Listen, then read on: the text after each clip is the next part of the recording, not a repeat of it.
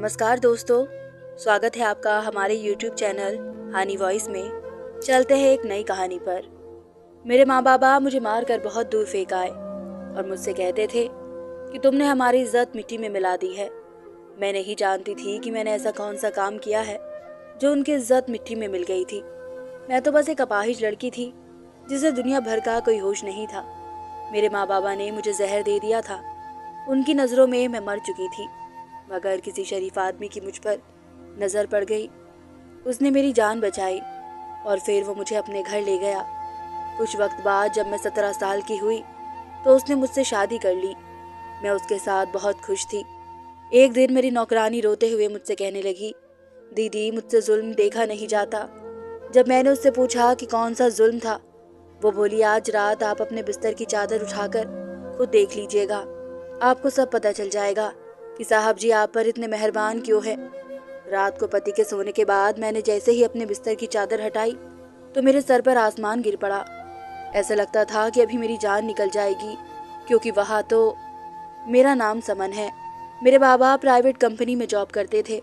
मेरी माँ को भी जॉब करने का बहुत शौक था, मगर बाबा उन्हें जॉब नहीं करने देते थे। बाबा उनकी खूबसूरती की वजह से उन्हें बाहर जाने नहीं देते थे। मेरी माँ की पढ़ाई मेरे बाबा से ज़्यादा थी। वो कहती थी कि मेरी काबिलियत से चलते हो तुम, इसलिए मुझे जॉब नहीं करने देते। बस इसी वजह से दोनों की आपस में नहीं बनती थी। हर वक्त लड़ाई झगड़े चलते रहते थे। माँ की बातों में ज़्यादा जिक्र माँ के दोस्तों का था, जो हर वक्त अपनी महंगी चीज़ों का दिखावा करती रहती थी।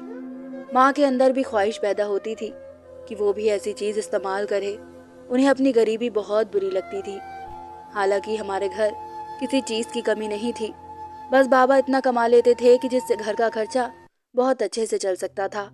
मेरी पैदाइश पर दोनों ही खुश थे, लेकिन जब उन्हें पता चला कि उनकी बेटी अपाहिज है तो वे एक दूसरे पर इल्ज़ाम देने लगे। उन्हें सेहतमंद बच्चा चाहिए था। माँ को अपनी दोस्तों के सामने भी बताते हुए शर्म आती थी कि उनकी बेटी अपाहिज है। बाबा तो वैसे भी मुझे मनहूस समझते थे। मैं सारा दिन रोती रहती। दादी थी जो मेरा ख्याल रखती थी, मेरे पास बैठती थी। यूं ही मैं बड़ी होती गई। मुझे कहीं जाने की इजाज़त नहीं होती थी। मैं माँ बाबा की लड़ाई झगड़ा देखती आई थी। माँ का बेपनाह हुस्न मुझे विरासत में मिला था। इतनी खूबसूरती का क्या फ़ायदा जब कोई प्यार ही ना करे। बाबा कहते थे पता नहीं किस पाप की सज़ा में हमें यह अपाहिज लड़की मिली है। हालांकि मैं उनकी इकलौती औलाद थी। बाबा और औलाद नहीं चाहते थे, बस मुझे देख कर कहते थे कि कितनी खूबसूरत बच्ची है, काश ये अपनी टांगों पर चल सकती, अपाहिज ना होती। अब कौन इससे शादी करेगा। मेरा दिल चाहता था कि मेरे माँ बाबा मुझे प्यार करें, मगर वो तो मेरी तरफ देखकर भी खुश ना थे। वो तो आपस में तलाक चाहते थे। लेकिन सबसे बड़ी वजह मैं थी। वो मुझे किसी अनाथ आश्रम में डलवाना चाहते थे, लेकिन दादी ने ऐसा नहीं होने दिया था। फिर अचानक दादी की तबीयत बहुत ख़राब रहने लगी थी, तो कोई मुझे पूछता तक नहीं था। उनका इलाज भी जैसे तैसे चल रहा था और फिर 1 महीने बाद दादी हमेशा हमेशा के लिए रब को प्यारी हो गई। मैं बहुत रोई थी कि मैं भी अपने दादी के पास चली जाऊं। दादी को मरे हुए अभी कुछ दिन ही गुजरे थे कि माँ बाबा की लड़ाइयाँ और बढ़ गई थी। माँ अपना सारा गुस्सा मुझे मारकर निकालती थी। उन्होंने कभी मुझे डॉक्टर को नहीं दिखाया था, क्या पता मैं ठीक हो जाती। लेकिन अब तो माँ बाबा के ना होने पर गैर आदमियों से भी मिलने लगी थी। माँ ने मुझे गुस्से से मना किया था कि बात मैं किसी को भी नहीं बताऊं। फिर एक दिन मेरी माँ बाबा में किसी बात पर बहुत बहस हुई। इसके बाद माँ मेरे पास आई और मुझे अपने हाथों से खाना खिलाने लगी। मैं हैरान हुई कि माँ को क्या हुआ है जो वो मुझे अपने हाथों से खाना खिला रही है, मगर मैं नहीं जानती थी कि इस खाने में जहर मिला हुआ है। खाना खाने के बाद जब मैं बेहोश हो गई और मेरे माँ बाप को लगा कि मैं मर चुकी हूँ, तब वो मुझे उठाकर एक बहुत दूर जगह पर ले आए थे। उस वक्त मेरी उम्र 14 साल की थी। मैंने सुना हुआ था कि माँ बाप को अपनी औलाद से बहुत प्यार होता है। वो खुद को मुश्किल में डालते हैं, लेकिन अपनी औलाद को गर्म हवा भी नहीं लगने देते। लेकिन मुझे जहर देते वक्त मेरे माँ बाप के हाथ पाँव तक नहीं कांपे थे। उनके अंदर से शायद इंसानियत खत्म हो गई थी। वो अपना सफ़र अलग करना चाहते थे, तो मैं कौन सा रुकावट बनी हुई थी। मुझे मारने की क्या ज़रूरत थी। वो तो शायद समझ गए थे कि उन्होंने मुझे मार दिया था। कहते हैं ना कि मारने वाले से बचाने वाला बड़ा होता है। मैं सच में मर गई होती, मगर वक्त पर किसी मेहरबान आदमी ने मेरी जान बचा ली। मैं अस्पताल के बेड पर थी। मैं बहुत हैरान हुई थी। आज के दौर में कौन ऐसा करता है जबकि मेरे तो माँ बाप ने भी मुझे फेंक दिया था। मेरे लिए वो फरिश्ता था। उसने मुझसे पूछा कि तुम कौन हो और किसने तुम्हें जहर दिया है। मैंने कहा कि मेरे माँ बाप मेरे अपाहिज की वजह से मुझसे नफरत करते थे, मुझसे छुटकारा चाहते थे, तभी उन्होंने मुझे जहर दे दिया। वो आदमी बहुत खूबसूरत था। वो मुझे अपने घर ले आया। उसका घर बहुत खूबसूरत था। वो मुझे अमीर घर का लगता था। मैंने उससे पूछा कि आपके घर में कोई नहीं रहता? तो उसने कहा कि मेरा भी इस दुनिया में कोई नहीं है। इसने कहा कि आप यहाँ रह सकती है। मुझे पहले तो बड़ी झिझक हुई कि किसी गैर मर्द के घर में मैं कैसे रुक सकती थी, लेकिन फिर मेरे पास कोई दूसरा रास्ता भी तो नहीं था। मैंने कहा कि आप मुझे कोई काम दे दें। तो वो हंसकर कहने लगा कि तुम काम करने के लिए इस दुनिया में नहीं आई, काम करने के लिए मेरे घर में बहुत से नौकर है। फिर वो मेरा भी बहुत ख्याल रखने लगा। वक्त यूं ही गुजरता गया। जब मैं 17 साल की हुई तो मैं दिल ही दिल में उसे पसंद करने लगी, लेकिन कभी कहा नहीं था। फिर एक दिन अचानक उसने मुझे खुद शादी का बोल दिया। मैं बहुत हैरान थी। इस जैसा इंसान भला क्यों मुझसे शादी करेगा, मगर ये सब हकीकत थी। फिर उसने मुझे बहुत सी शॉपिंग करवाई, मुझे हर चीज़ लेकर दी। एक दिन इसने मुझसे शादी भी कर ली। मैं अब इसके साथ बहुत खुश थी। अब मैं इसके घर की मालिक थी। मुझे इस दुनिया में सहारा मिल गया था। मेरे रब ने मुझे अपाहिज को भी इतना अच्छा हमसफ़र दिया था। उसका नाम समीर था। रोज़ाना काम से वापसी पर मेरे लिए ताज़ा गुलाब का फूल ज़रूर लाते थे। मुझे घर का कोई काम नहीं करने देते थे। मैं रोज़ उनके लिए सजती संवरती थी। उन्होंने बताया उनका बहुत बड़ा बिजनेस है और वो बहुत अमीर है। मैं बहुत खुश हुई। मुझे अपने साथ ले जाते हुए उन्हें कभी भी शर्म महसूस नहीं हुई थी। मैं हर पार्टी में उनके साथ जाती। उनके फ्रेंड सब हैरान थे कि इतने खूबसूरत इंसान ने एक अपाहिज लड़की से शादी कर ली। मैं बहुत खुश थी, मगर कहते हैं ना कि खुशियों की उम्र कम होती है, किसी ना किसी की नज़र लग ही जाती है। मैं रब से दुआ करती थी कि मेरी खुशियों को किसी की नज़र ना लगे। मैं और समीर एक दूसरे के लिए काफ़ी थे। एक रोज़ नौकरानी खाना देने आई तो बोली, दीदी मुझसे ये जुल्म देखा नहीं जाता। मैं बोली, कौन सा जुल्म? तब वो बोली, दीदी आप रात को साहब के सोने के बाद अपने बिस्तर के नीचे ज़रूर देखना। मैंने पूछा क्यों? तो वो बोली, दीदी मैं कुछ नहीं बता सकती, मेरी शामत आ जाएगी, लेकिन आप देखिएगा ज़रूर। प्लीज़ साहब को कुछ मत बताइएगा, वरना वो मुझे काम से निकाल देंगे। मैं हैरान रह गई कि वो मेरे पति की भरोसेमंद नौकरानी थी। मुझे कहीं जाना होता तो वही मेरी व्हील चेयर पकड़ कर ला जाती थी। मुझे बड़ा ताज्जुब हुआ। इस रात मैं अपने पति के सोने का इंतज़ार करने लगी। क्या खैर, ऐसा क्या है बेड के नीचे? मेरे जहनो गुमान में भी नहीं था कि बेड के नीचे क्या होगा। पति के सोने के बाद जैसे ही मैंने बेड के नीचे देखा तो मेरे पैरों तले से ज़मीन निकल गई, क्योंकि वहाँ हाथ से बनी 4-4 गुड़ियाँ पड़ी थी। उन सब की टांगें टूटी हुई थी और उन पर सुइयाँ लगी हुई थी। वो सब देखने में भी मेरे जैसी ही लगती थी। मैं बहुत डर गई थी। मेरा जिस्म काँप रहा था। मेरी सोच उलझी हुई थी। मैंने अपने पति से पूछना चाहा। फिर उस नौकरानी का डर से सहमा रूप नजर आया। इसने तो मुझसे वादा लिया था कि मैं किसी को कुछ नहीं बताऊंगी। वो कहती थी कि दीदी मैं आपकी फ़िक्र करती हूँ, लेकिन आपने साहब को बताया तो वो आपके साथ तो बुरा करेंगे और मुझे भी नौकरी से निकाल देंगे। मैं अपने छोटे छोटे बच्चों को कहाँ से खिलाऊंगी? मैंने अगली सुबह अपनी इसी नौकरानी से पूछा कि बेड के नीचे 4 पुतले थे जो सुबह के वक्त वहाँ से गायब हो गए थे। तुम बताओ ऐसा क्यों है? क्यों मुझसे छुपा रही हो? वो बोली, दीदी आपको नहीं लगता कोई आप पर इतना मेहरबान है? इसकी कोई ना कोई वजह तो होगी। आपसे पहले यहाँ और बहुत सी लड़की आई थी। साहब सबके हुस्न पर फिदा थे। साहब ने उनसे भी इसी तरह शादी की थी। फिर वो अपनी बात काट कर बोली, दीदी आप बहुत मासूम हैं, आप साहब जी से बच कर रहें। मैं आपकी मदद करना चाहती हूँ। मुझे अपने कानों पर यकीन ना आया। मैंने कहा, पहले मुझे ये बताओ इस पुतले से क्या होगा?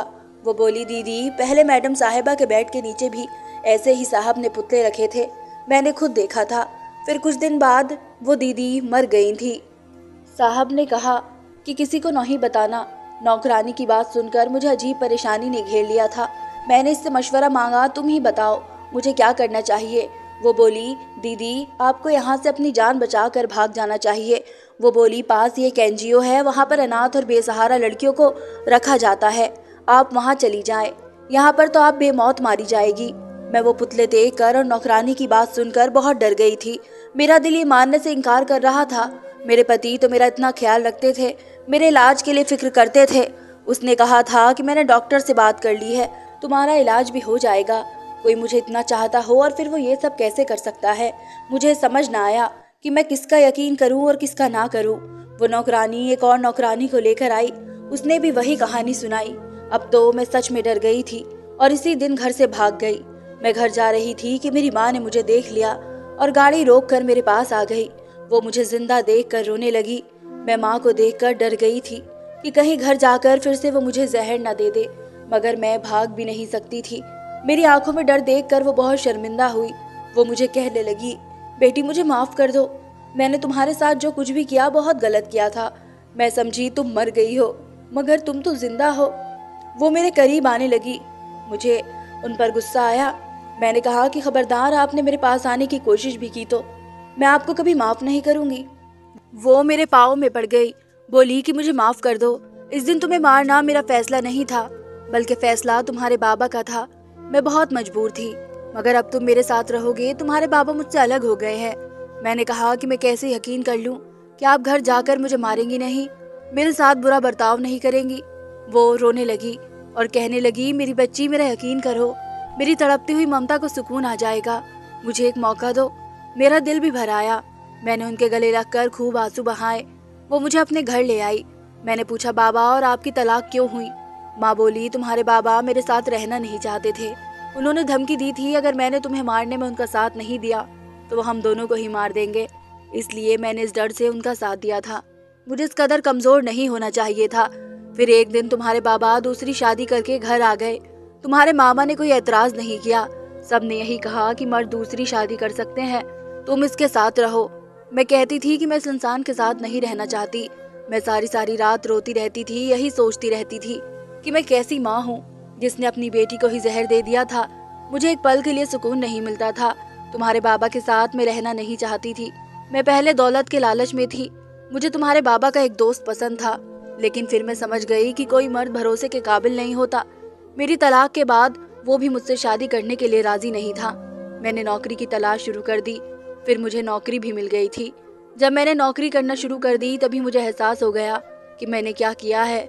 सारी उम्र तुम्हारी कदर नहीं की। तुम मेरी औलाद थी। मैंने तुम्हारे साथ बहुत बुरा किया। कितने जोड़े औलाद को तरसते हैं, रब से दुआएं करते हैं, मिन्नतें मांगते हैं, मुझे माफ कर दो। मैं उनको और शर्मिंदा नहीं देख सकती थी, इसलिए मैंने उन्हें माफ कर दिया था। वो खुश हो गई और बोली, अब मैं तुम्हें कहीं जाने नहीं दूंगी। इतने वक्त तुम कहाँ रही थी? मैंने कहा, जब आप लोग मुझे मारकर कचरे में फेंक गए थे तब मुझे एक आदमी अपने घर ले गया था, मेरा इलाज करवाया और फिर उसने मुझसे शादी कर ली। लेकिन मुझे पता चला कि वो अच्छा इंसान नहीं है। मुझे वहाँ काम करने वालों ने बताया कि उसने पहले भी बहुत सी शादियाँ की हुई हैं। वो उनकी हमशक्ल गुड़िया बेड के नीचे रखता है और फिर कुछ दिन बाद ही उसकी बीवी मर जाती है। तभी मैं वहाँ से भाग गई। माँ रोते हुए बोली, ये सब मेरी वजह से हुआ है, मैं अच्छी माँ नहीं हूँ, तभी तुम्हें इतनी मुश्किलें देखनी पड़ी। तुम अपनी माँ को माफ कर दो। मैंने कहा, माँ इसमें आपका कोई कसूर नहीं है। माँ बोली, इसमें मेरा ही कसूर है। तुम्हें इस कदर नफरत से पाला है, दिन रात तुम्हें भूखा रखती थी, तुम्हें मारती थी, तुम डर जाया करती थी, लेकिन मैं तरस नहीं खाती थी। मगर अब तुम्हें कोई शिकायत का मौका नहीं दूंगी, एक अच्छी माँ बनकर दिखाऊंगी। मैं उनके घर रहने लगी थी। वो मुझसे बातें करने की बहुत कोशिश करती थी। माँ अब भी वैसे ही खूबसूरत थी, कहीं से भी एक शादीशुदा बेटी की माँ नहीं लगती थी। कोई भी धोखा खा जाता उनकी उम्र और चाल चलन से कि वो मेरी बहन लगती थी। अब भी उन पर कई मर्द मरते थे।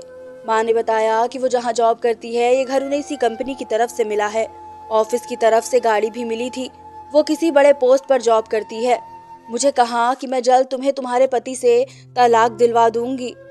तुम्हें घबराने की जरूरत नहीं है, अब तुम अकेली नहीं हो, तुम्हारी माँ तुम्हारे साथ है। मैं खुश हो गई कि मैं अकेली नहीं हूँ। मुझे कहीं ना कहीं पति को छोड़ने का दुख जरूर था। मैं इस आदमी की पहचान से अब तक अनजान थी। माँ वापस आकर मुझसे खूब सारी बातें करती, मुझे बताती कि मैंने अपने सब दोस्तों को छोड़ दिया है, सब मुझे नीचा दिखाते हैं, उन्होंने मेरे अंदर जहर भर दिया था।